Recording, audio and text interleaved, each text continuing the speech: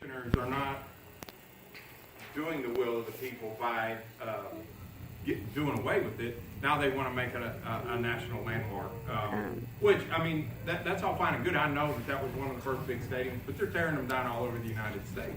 Quick question. When you're talking about eradicating crime, a lot of people are in poverty, poor, desperate, and driven to it. There's the prison pipeline. There's discrimination against minorities, and the most impoverished and desperate in need of health care, in need of help.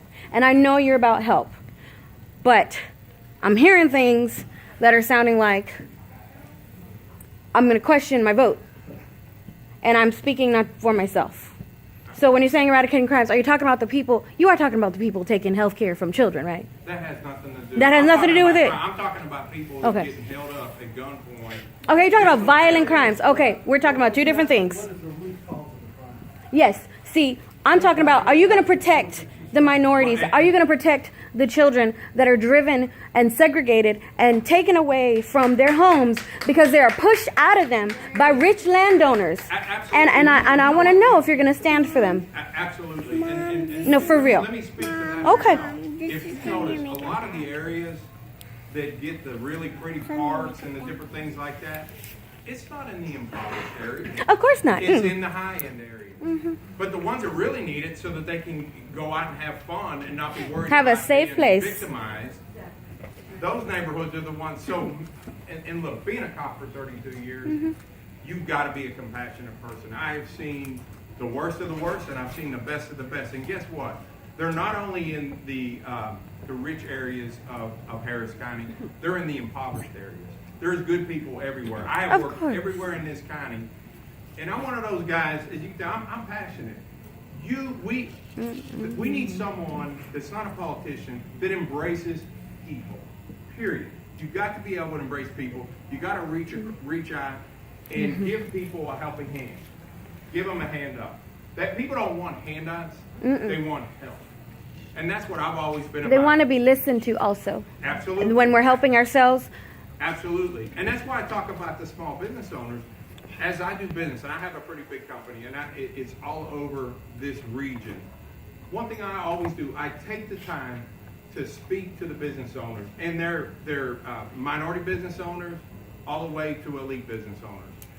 But I take the time to listen to them, because guess what? I've learned a lot from all sectors of the business world. And it's important for us to embrace the entrepreneurial spirit in Precinct 4 and in the county for that matter. But Thank if you you. have a question, sir, I'm sorry. I still want to, I'm trying to find out what you perceive to be the root cause of that crime. Well, I mean, I guess there's could you say that again a little louder? The root cause. The issue that we have in this country is education. The new currency for the 21st century is gainful employment. Absolutely. This past year in 2017, even in the 4-year college, 50% of the graduates are either underemployed or not employed. Education, gainful employment is the key.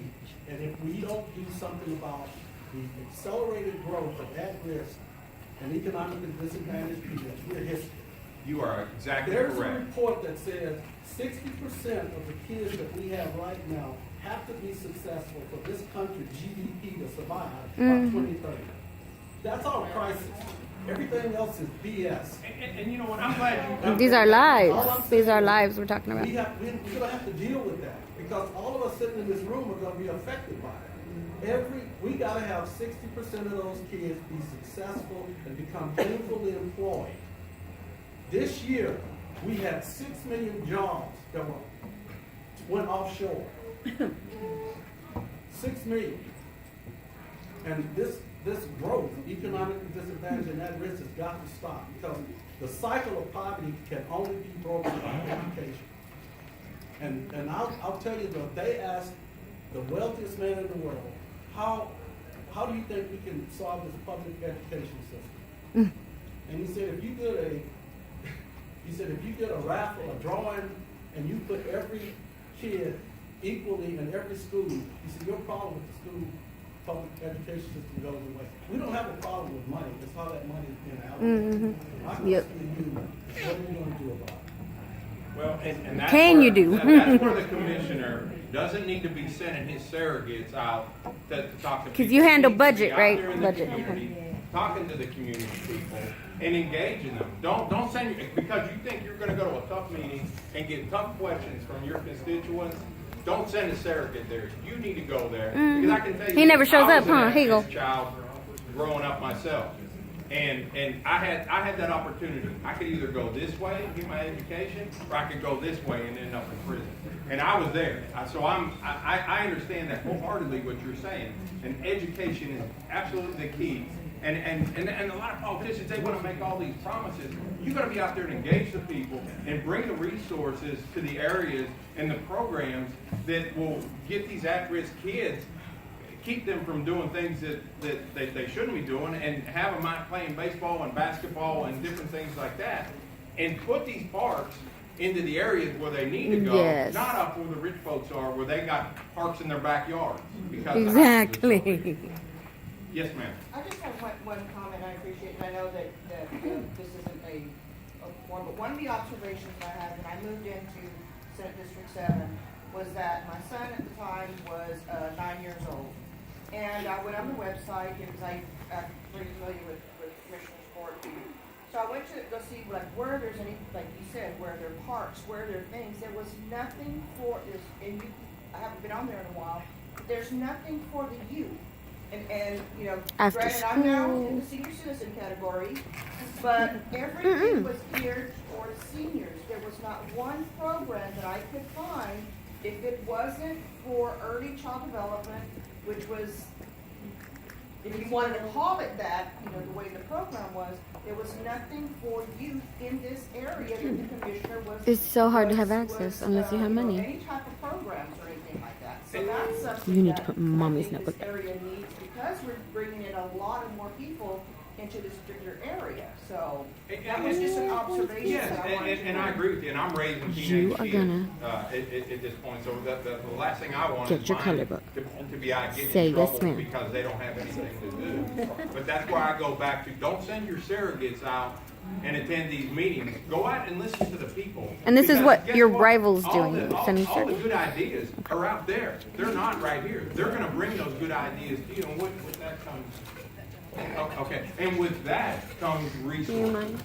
But you've got to engage the people, because there's people out there that got really deep pockets. I think that there are resources, they're not being used adequately. I agree with you 100%. Are you filming? Is that okay? Is that okay? Okay, one more point. We have a lot of candidates. Just a minute, everybody. We have a lot of candidates still, and we have a little bit of a program to do. Okay.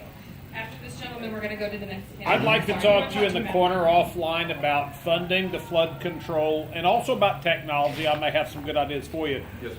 I see your role as kind of the parks and programs guy, and we have awesome park infrastructure in Precinct 4. I think Jesse Jones is in there. I know Cynthia Meyer, some of those places. I think if maybe we, the lady brought up a point about programs for the elderly, and I've noticed that myself in my little subdivision newspaper. Maybe if we bring some programs for kids, it doesn't have to all be about in the classroom. And honestly, the after the classroom fact, as a former juvenile delinquent, I'll speak firsthand, is actually more important than in the classroom. So maybe you're the parks and programs guy, and you figure out a Some way kind to of get budget these at-risk kids into programs, and then all of a sudden, magically, crime will dissipate as those teenage kids have something to do, and a little bit of self-respect, self-esteem, and all that. Let's take the money and spend it on good things, not on the Yeah, Astrodome while yeah. it's sitting there rotting away. And I want to talk to you offline about flood control and technology.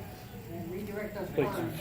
Recycle. Are you gonna set up a recycle center? Let's do that. Drive to the windows? Yes. Oh, really? Let's see, now, Lie. I would think when they pick it up at the drive. All right, thank you. I'm Jeff Stauber. I'm running for Harris County Precinct 4 Commissioner, and I would love to have your vote. I'm on Facebook and everything else. I've got a great campaign manager that's really good at that stuff. So thank you for taking the time to listen to me. I appreciate it. Thank you. Thank you.